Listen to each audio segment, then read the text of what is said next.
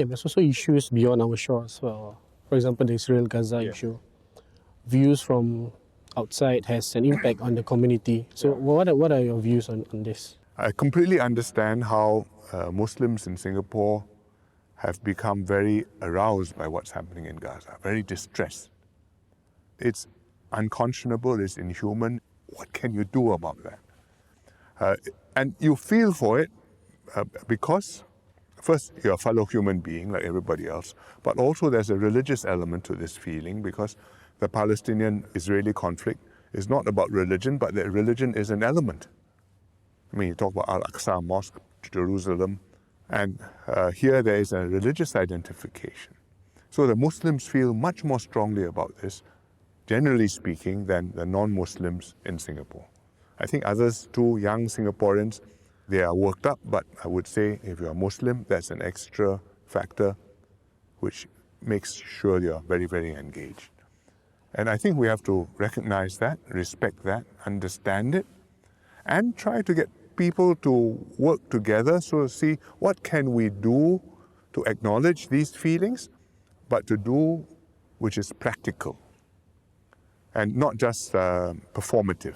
You know, I can strike pose, say this, do that, have a demonstration, burn flags. It's cathartic, but does it help people who desperately need help? What will help? You raise donations. I think that makes a difference. We've raised donations generously. The community has contributed. We arrange the donations. I mean, Singapore Red Cross went to Egypt to help to deliver. I think they went to El Arish in Sinai, where the base is. We went further. We decided that we would make a donation. The government would donate. We would make another collection because the donations had been enough. We collected and purchased more appropriate food, medical necessities, and so on. And we delivered it to the Middle East and actually airdropped it on an RSAF C-130, flying from Jordan over Gaza, and we dropped the food and the parcels to the population there and hopefully help them with their urgent needs, but also show that they got friends. So I think these are practical things you can do. To take a stand, to state what we approve of, disapprove of, we have to do that. So we have taken a stand first at the UN, where we voted for the ceasefire resolutions at the General Assembly repeatedly. Secondly, parliamentary statements and government statements, and make clear what we stand for, what we approve of, what we condemn. And we stand for peace in the Middle East. We stand for humane treatment.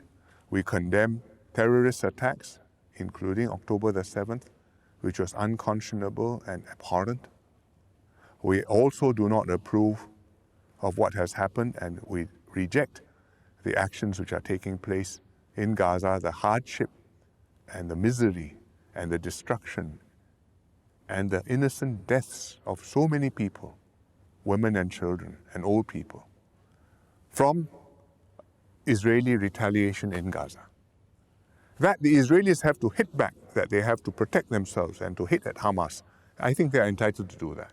But the degree of damage and destruction and civilian casualties and collateral damage, I think that's, whatever the legalities from a humanitarian point of view, that must stop. And we've made that view quite clear. And I think that's the right thing for us to do. And I hope that Singaporeans, whether Muslim or non-Muslim, will understand that. And will also understand the need for us to stay together and to look at it as Singapore, as a national position which the government has to take, even though we will each have different personal attitudes.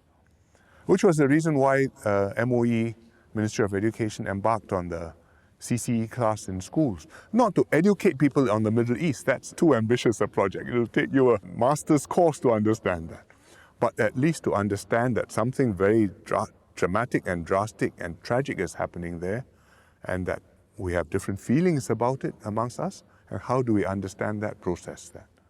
I think that was essential.